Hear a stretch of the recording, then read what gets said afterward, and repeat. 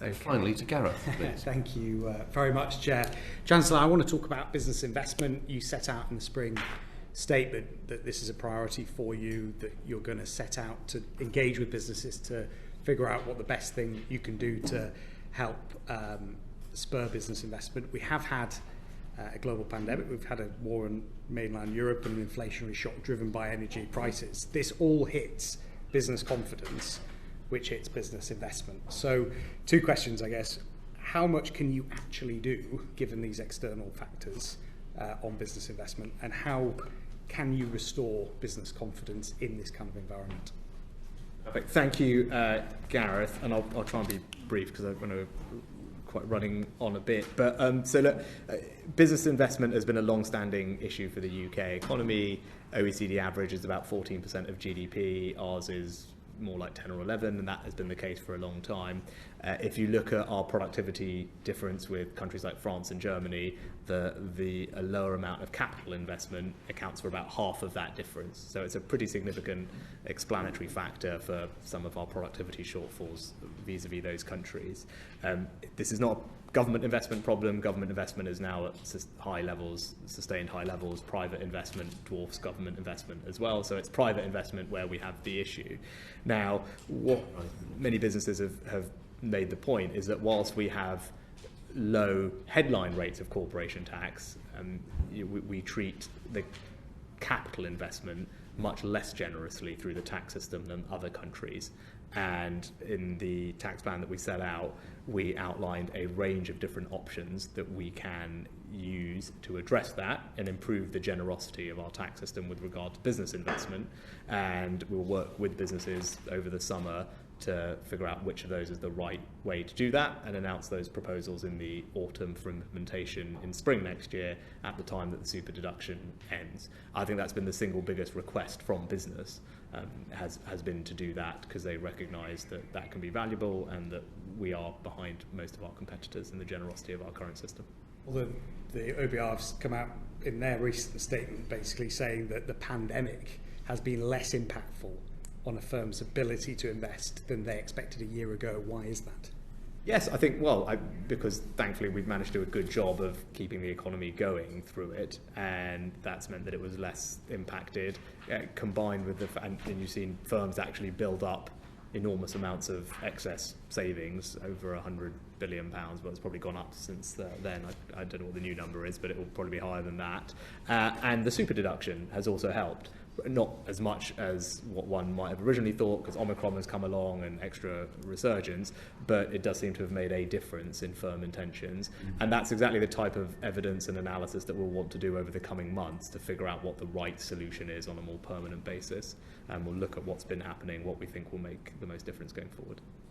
One of the things that keeps coming up in conversations that I have with small businesses and particularly entrepreneurs is that the UK actually has a pretty good environment for startup investment, but when it comes to scaling up, there isn't enough investment capital, and a lot of the firms go abroad, go to the United States and elsewhere. So what do you think we can do about that? So I think there is a perception of that, and actually when you dig into the details, it's probably actually far better than people think in one sense, and we've closed a lot of the financing gaps that used to exist vis-a-vis the US. It's still definitely a case for these very late stage companies. So we're doing a couple of things, or probably three specific things I'll point to. One is reforming the listing rules for the stock exchanges here, which will improve the environment for companies like that to raise public equity capital. So Jonathan Hill, I commissioned to do a report on that. We're implementing all of the changes that he recommended on things like dual share classes, free float requirements, etc. And we're also looking at reforming the prospectus directive as well and changing how we do secondary markets. So all of that's happening on that side. The second thing I'd point to is the Future Fund breakthrough. Building on the experience of the Future Fund, we've created a new fund that will partner with the private sector to help fill that financing gap, specifically for deep stage tech companies, which are more R&D intensive, require large amounts of capital and stay private for longer. So that's a new innovation that's been very warmly welcomed by the community. And the third thing is reforming things like the pension fund charge cap, or indeed Solvency II, which will unlock more institutional capital for assets like this, which are more kind of private equity, venture capital, risk-oriented assets, and more illiquid. So I think the combination of those regulatory reforms can help do that as well. So those are probably the three things I'd point to. Okay, thank you. I was struck, page 40 of the Spring Statement, the chart that you have in there shows very clearly that Israel and South Korea are really going gangbusters when it comes to R&D spending as a proportion of GDP. I think Israel was 4.5%, UK is a woeful 1.2%.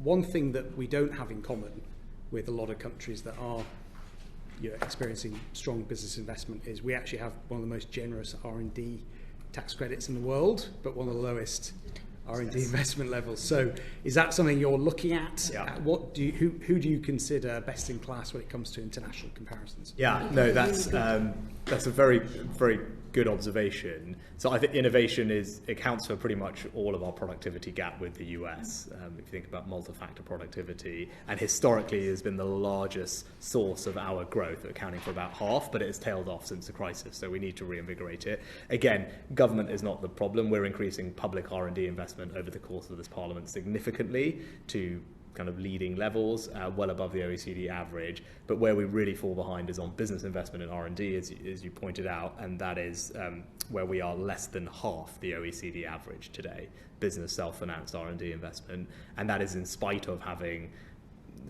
spending the most out of any country, bar one, on R&D tax reliefs. So something in that system is not working because we're not getting value from the taxpayer pounds that we're spending. We're going to look at that, reform it, and again in the autumn come up with what the solution should be to take effect in the spring to help drive up that number.